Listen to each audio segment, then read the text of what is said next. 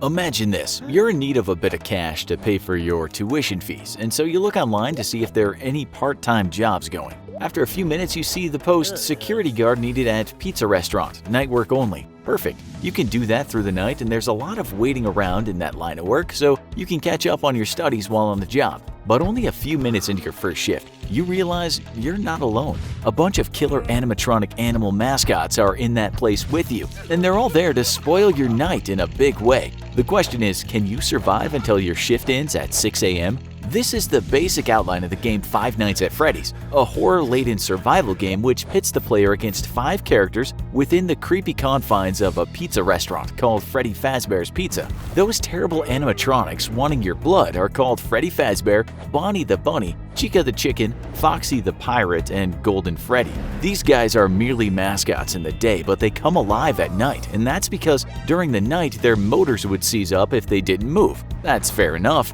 But why do they want to kill you? After all, aren't they just cute furry mascots? Not really, because if they find you, they will stuff you into a suit. It's a long story, but they're actually looking for revenge. We'll get to that. As we said, if they find you like this, they'll stuff you into a suit, and in the process, you'll lose your life. The reason for this is that those suits are not hollow, but filled with wires and all sorts of animatronic bits and pieces. The problem for you as the security guard, besides of course getting stuffed into a suit and killed, is that you only have security camera footage to see what's going on in the restaurant, and that's not very clear at times. It also happens that the cameras don't cover the entire place, which is close to reality. As the night goes on, you get pretty freaked out, learning more about the place you've decided to work. You read an old newspaper clipping which talks about the mass murder of children at the restaurant. This involved a crazy man luring 5 innocent kids there in the past and killing them. The story goes that the man called William Afton, while inside the suit of an animatronic called Spring Bonnie, managed to get these kids into a back room, and that's where he committed the heinous crimes.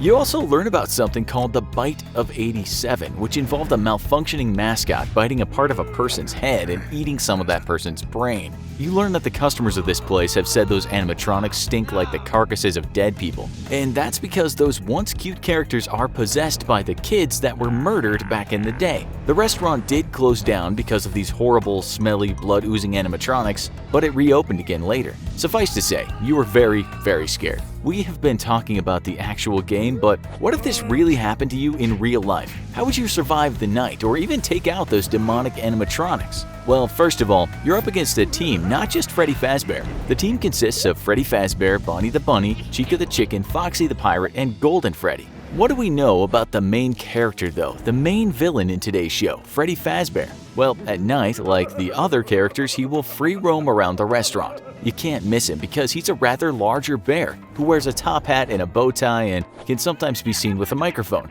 He has freckles on his face, big eyebrows, 3-toed feet, and has a rather special physical attribute in that his ears can move backwards and forwards. Maybe lucky for you, he has a set of human-like teeth on his lower jaw, but doesn't seem to have an upper row of teeth. He has a bit of a sinister laugh, and although mascots are supposed to be cute, we should warn you that you don't have a chance of making friends with this guy. If he sees you, he'll try and stuff you into that suit. It's unlikely that if you come across him, you could beat him in a fight. Also, because he's not human, you can't expect to just kill him with a gun or a knife. The thing with Freddy though is that during the night he'll only move in a certain direction. At the start of the night he'll be on the stage with the other members of his band, and then he'll move from there through various rooms until he reaches the office. In our real life scenario, you are in that building and don't want to go out and explore, knowing that other mascots are roaming around. As we said before, you can see things moving around in the dark, but it's not always easy. Sometimes the cameras don't work, and sometimes all you can hear are footsteps but not see anything. In the game, Freddy only moves when the player isn't watching him, or when the monitor isn't working. You can take advantage of this by thwarting his movement, basically keeping him at a distance. But in our reality version of this setup, we don't just want to keep him away, we want to defeat him. We can tell you that Freddy is no pushover. His list of skills and powers include having exceptional physical strength. He can also move very fast when he wants to and is a master of stealth. He's a good tactician, so don't go thinking this is some dumb bear. That's not the case at all. On top of that, he wants vengeance because, as we said, his soul is that of a murdered child. In fact, if you speed up his laugh, it sounds like the voice of a young girl, one of those victims. So we have strength, intelligence, stealth, and a good reason to want to finish you off. Some people also believe that Freddy is a sadistic because he likes nothing more than to taunt the guard. He's going to make your life miserable if you don't kill him. We're not trying to complete the game here. Remember, we want to wipe Freddy out. In the game, there's no way you can kill those animatronics, but this isn't a game now. It's a real-life scenario and you have an angry, possessed bear on your back. The good news is we think killing Freddy is very possible, but you'll need to be quite innovative. As we said, he's much stronger and faster than you. You can't fight him hand to hand and you just can't finish him off with a simple weapon.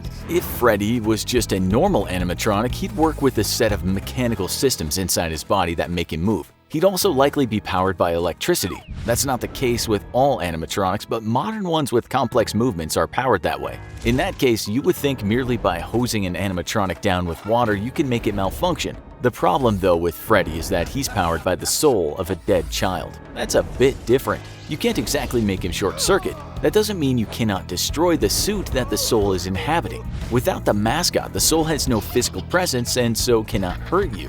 You need to destroy the suit. We don't want to go over the top here and say, just bring a rocket launcher with you. Not many of you guys are friends with people who can lend you one of these. You can, however, buy an agricultural flamethrower online, and it's totally legal to do so. You'd need to be an adult, of course, but we're sure if you're not and you explain that you have to kill a possessed bear before he kills you, then an adult might help you out. Online, we found the XL18 flamethrower, which can fire flames 110 feet. You'll need a few $1,000s, but it's your life we're talking about here. These devices are normally used for things such as land clearing, but you'll be using it for bear clearing. You already know more or less where Freddy is because you have the cameras. We know you can't get too close because he's big and fast and stealthy, but that's not going to be a problem with your flamethrower. Just in case, you're going to buy a fire retardant suit too. You don't want to get hurt. When you have Freddy in your sights, you pull the trigger and incinerate him on the spot. The problem now is that while Freddy Fazbear won't look much like a bear anymore, he will still have the animatronic skeleton.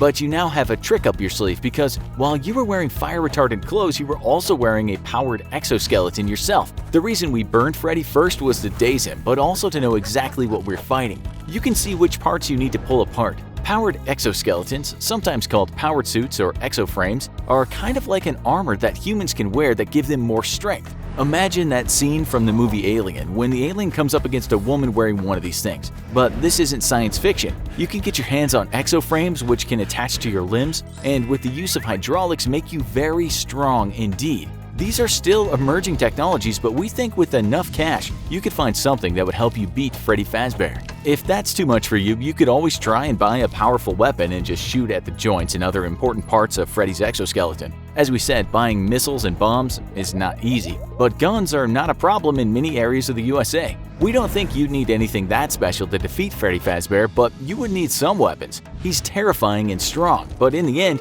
is basically just a robot made out of steel and iron. Do you think there are other ways you could beat this bear? And we mean realistic ways. Tell us in the comments. Also, be sure to check out our other video, You vs. Slender Man. Thanks for watching, and as always, don't forget to like, share, and subscribe. See you next time.